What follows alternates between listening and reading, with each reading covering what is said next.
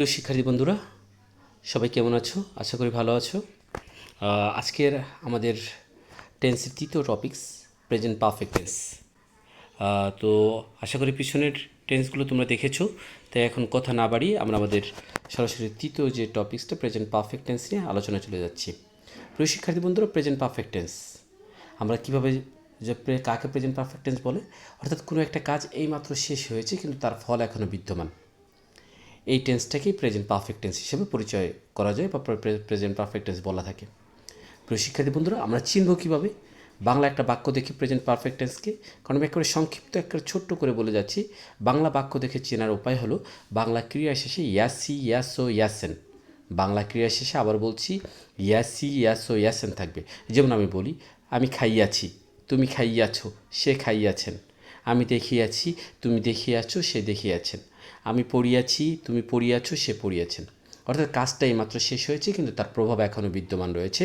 এইরকম টেন্স অর্থাৎ বাংলা বাক্যে ইয়াসি, ইয়াসো, ইয়াসেন থাকলেই সেটাকে আমরা প্রেজেন্ট পারফেক্ট টেন্স হিসেবে চিনব। প্রিয় শিক্ষার্থী বন্ধুরা, এর আরও একটা কথা হলো বর্তমানকালে কোনো কাজ শেষ হয়েছে কিন্তু তার ফল এখনও বিদ্যমান, এটাও যদি বোঝা যায় তাহলে সেটাও প্রেজেন্ট পারফেক্ট টেন্স হিসেবেই পরিগণিত হবে। প্রিয় শিক্ষার্থী বন্ধুরা, আমরা প্রেজেন্ট পারফেক্ট টেন্সের স্ট্রাকচারটা গঠন করব কীভাবে? আমরা আগের মতোই প্রথমে একটা সাবজেক্ট নেব, এরপরে হ্যাভ অথবা হ্যাজ নিব, তারপর ভার্বের 3 নম্বর ফর্ম বসাবো, এরপর অবজেক্ট বসাবো।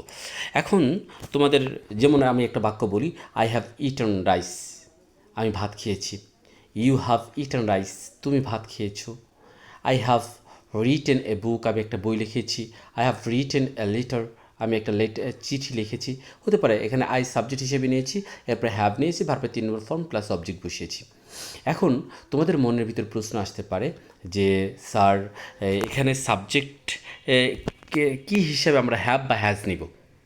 অর্থাৎ তার প্রশ্ন উত্তরে তোমাকে মনে রাখতে হবে যে সাবজেক্টটা যদি থার্ড পারসন সিঙ্গুলার নাম্বার হয়, অর্থাৎ আমি বারবার বলেছি, প্রেজেন্ট ইনডিফিনিটের সময় বলেছি, কন্টিনিউয়াসের সময় বলেছি, এখনও বলছি, present third person singular number মানি হি, শি, ইট বা কোনো একটা নাম যদি আসে তখন আমরা হ্যাজ ব্যবহার করবো অক্সিলারি ভার্বটাকে, এবং বাকি সব ক্ষেত্রে আমরা হ্যাভকে ব্যবহার করব।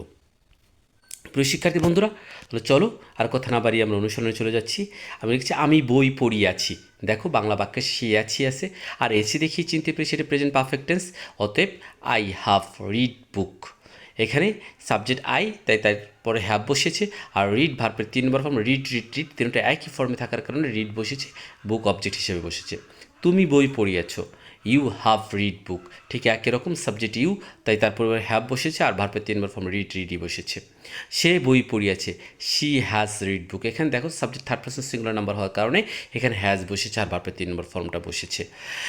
এরপর আমি খেয়েছি, আই হ্যাভ ইটেন, আগের মতোই subject first third person singular number নয়, তাই কি হ্যাভ বসেছে।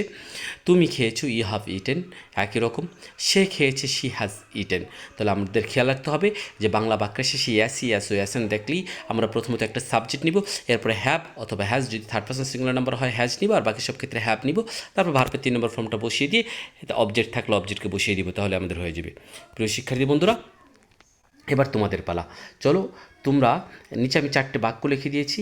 সে লিখিয়াছে, তুমি রান্না করিয়াছো, সে আমাকে দেখিয়াছে, তারা পড়িয়াছে, তুমি ছবি আঁকিয়াছ। এই 5টা বাক্যকে তোমরা ট্রান্সলেট করে ইনশাল্লাহ এখনই কমেন্ট বক্সে দিয়ে দিবা, দেখবো যে তোমাদের কতটুকু সঠিক হলো এবং তোমরা কতটুকু শিখতে পারলে।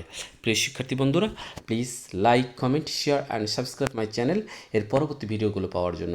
আর যে কোনো ধরনের পরামর্শ এবং যে কোনো ধরনের জিজ্ঞাসা থাকলে কমেন্ট বক্সে করার জন্য আহ্বান জানিয়ে আমি আমার ভিডিওটাকে শেষ করছি। Thank you for listening. By.